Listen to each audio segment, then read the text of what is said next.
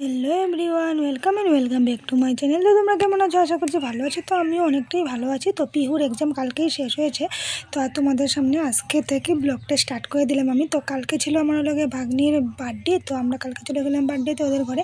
তো বেলুন সব কিছু এই যে সাজিয়ে ওরা বেডেই রেখে দিয়েছে, সব কিছু ডেকোরেট করবে আর কি। ডেকোরেটটা তো আগেই দেখিয়ে দিলাম তোমাদেরকে। তো চলো এখন বার্থডে সব কিছু এখন ঠিক শুরু হবে। এই যে অল্প দেখিয়ে দিলাম। আর ওইখানে ডেকোরেটগুলো আমি অল্প তোমাদের সাথে শেয়ার করে দিয়ে দিলাম আর কি। ডেকোরেট লাগানো হয়ে গেছে বলছে, সরি, বেলুনগুলো সব লাগানো হয়ে গেছে। এখন কেক কাটিংটা স্টার্ট হয়ে যাবে। তো আমার ভাগ্নির ফ্রেন্ড, তারপরে ওর বোন, ওর দাদা, সবাই বসে আছে। পিহু দেখো সাইডেও বসে আছে। তো আমি কেকটাকে আগে উঠাই নাই, আমি অন্য কারোর সাথে গল্প করছিলাম, তার জন্য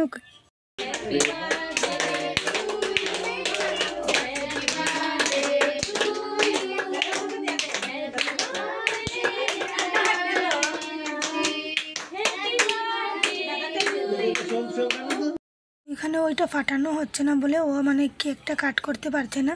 তো যাই হোক, তারপরে আমার ননাসের জামাই এসে ওইখানে এই যেটা ফাটালো, তারপরে ওইখানে ও কেকটাকে কাট করে দিল আর কি। তো কেক কাটিংটা হয়ে গেল কমপ্লিট। ও ছোটো বাচ্চার কেমন করেই বা করবে, এত বেশি করে, তাই না?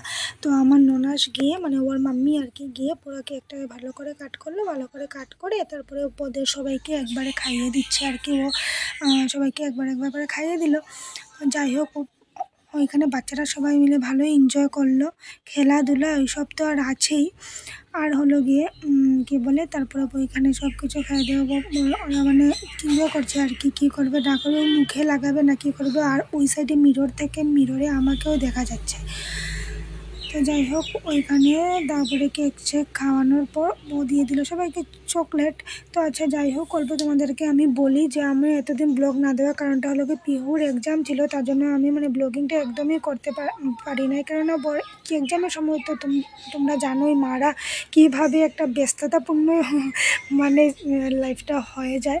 তো উনি হলেন গিয়ে আমার ননাসের শাশুড়ি, ওর ঠাম্মি আর কি। ও আশীর্বাদ দিয়ে পয়সা দিয়েছে বলে ও পয়সাটা নেবে না, তার জন্য পয়সাটা বারবার ওর ঠাম্মিকে দিয়ে দিচ্ছে আর কি। তো পিহু যে এখানে গিফটটা নিয়ে দাঁড়িয়ে আছে, পিহু গিফটটা দেবে, আমি বলছি ও দিয়ে দেও, তারপরে তুমি দিয়ে দেবে গিফটটা। তো ও গিফটটা নিয়ে দাঁড়িয়ে আছে। ওর একটা ইচ্ছা যে ওর দিদিভাইকে ও গিফটটা দেবে।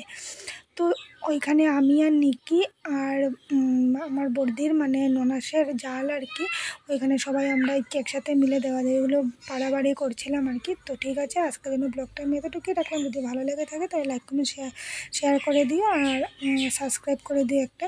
তো সেটাই আজকে থেকে তোমাদের কাছে সব দিনই ব্লগটা দেওয়ার আমি চেষ্টা করব। তো ওর তো এক্সাম ফিনিশ হয়েই গেল, সামার ভ্যাকেশনও পড়ে গেল। তো ঠিক আছে, তোমরা ব্লগটা কন্টিনিউ দেখতে থাকবে। Bye bye.